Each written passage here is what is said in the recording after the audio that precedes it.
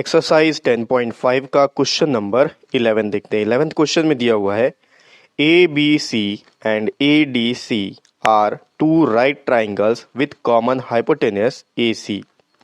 Prove that angle C A D is equals to angle C B D. ठीक है, तो यहाँ पर क्वेश्चन में आपको दिया हुआ है कि दो राइट ट्राइंगल्स हैं ए बी सी और ए डी सी, इन दोनों का जो हाइपोटेनस है वो सेम है, हाइपोटेनस होगा ए सी।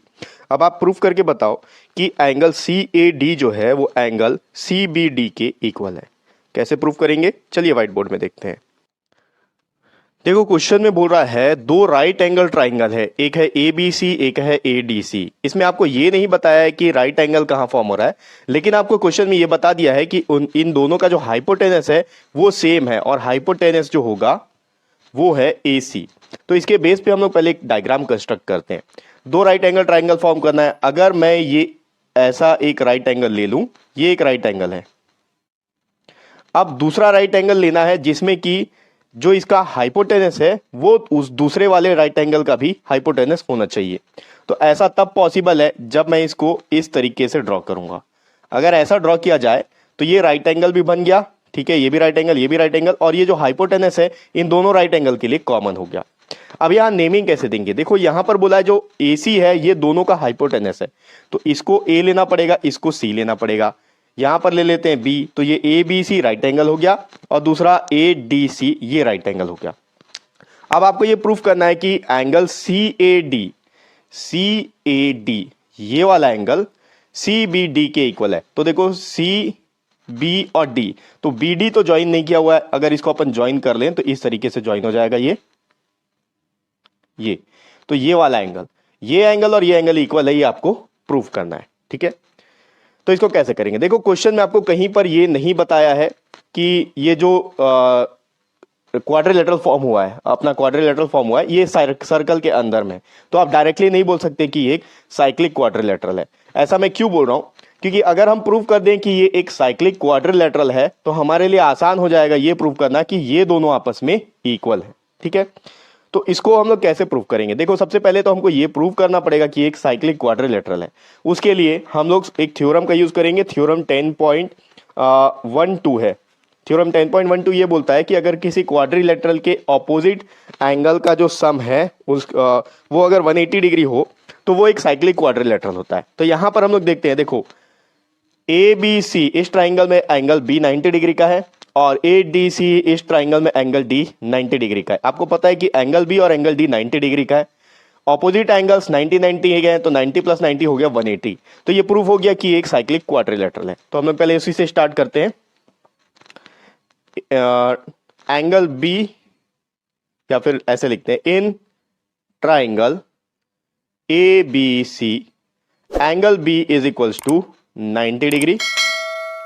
इन triangle A D C angle D is equals to 90 degree. ठीक है, यहां एंगल बी 90 डिग्री है और यहां पर एंगल डी 90 डिग्री है।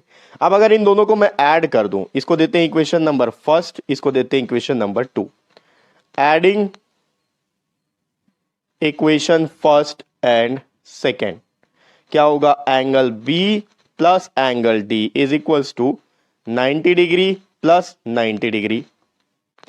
Angle B plus angle D is equals to 180 degree.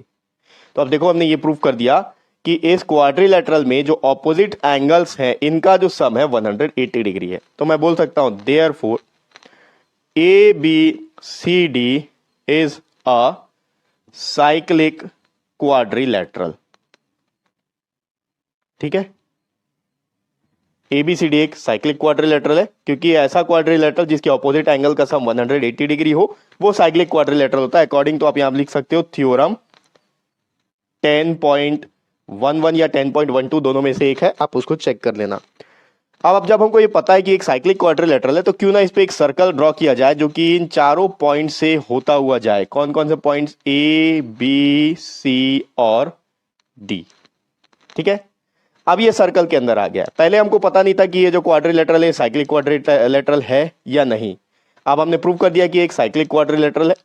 अब हमारा काम आसान हो गया है। अब देखो यहां पर हमको प्रूव करना है कि ये वाला जो एंगल है ये इसके इक्वल है।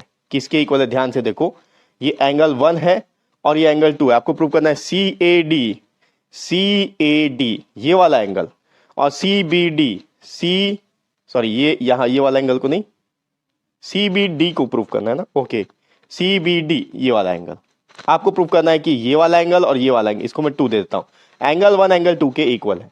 बहुत आसानी से प्रूफ हो जाएगा। एक थ्योरम है जो कि ये बोलता है कि सेगमेंट में, सेम सेगमेंट अगर दो एंगल फॉर्म हो रहे हैं तो दोनों का मेजरमेंट इक्वल होता है, दोनों इक्वल होते हैं। ठीक है, कौन सा थ्योरम है वो आप सर्च करके लिख लेना, कौन सा थ्योरम है मेरे को याद नहीं आ रहा है अभी। अगर आप CD को कॉर्ड मान लो इस सर्कल का, तो देखो ये CD एक कॉर्ड हो गया, ये वाला एक सेगमेंट हो गया और ये दूसरा सेगमेंट हो गया। तो इस सेगमेंट में देखो, मेजर सेगमेंट में यहां से एक एंगल फॉर्म हो रहा है एंगल 1 और इसी सेगमेंट में यहां पर दूसरा एंगल फॉर्म हो रहा है एंगल 2। तो दोनों एंगल सेम सेगमेंट में, इसीलिए आपस में इक्वल होंगे। आप डायरेक्टली यहां पर लिख सकते हो। थ्योरम नंबर जो कुछ भी होगा आप वहां पर थ्योरम का रेफरेंस देके 10 पॉइंट समथिंग जो भी है थ्योरम वो आप लिखोगे। उसके बाद आप लिखोगे angle 1 is equals to angle 2। मैं अपने वर्ड्स में लिख ले रहा हूं कि angles on the same segment are equal. अच्छा, यहां पर आप ये जरूर मेंशन कर देना कि एंगल 1 एंगल 2 को आप सेम सेगमेंट में तो बता रहे हो, लेकिन इसके लिए कौन से कॉर्ड का यूज कर रहे हो। तो जो कॉर्ड है वो है CD को जब आप कॉर्ड मानोगे तब ये वाला मेजर सेगमेंट बन गया जो कि पूरा एक सिंगल सेगमेंट है और ये दूसरा सेगमेंट। तो यहां पर आप लिख सकते हो फॉर कॉर्ड CD, बस इतना सफिशिएंट है। तो अभी प्रूव हो गया। एंगल 1 कौन सा है, CAD, angle CAD is equals to angle 2 angle CBD, ये दोनों इक्वल है। ये प्रूफ हो गया, यही चीज आपको प्रूफ करना था। ठीक है, तो ये हो गया एक्सरसाइज 10.5 का 11th क्वेश्चन। नेक्स्ट वीडियो में इसका अगला क्वेश्चन देखेंगे। नेक्स्ट वीडियो का लिंक आपको इसी वीडियो के डिस्क्रिप्शन बॉक्स में मिल जाएगा।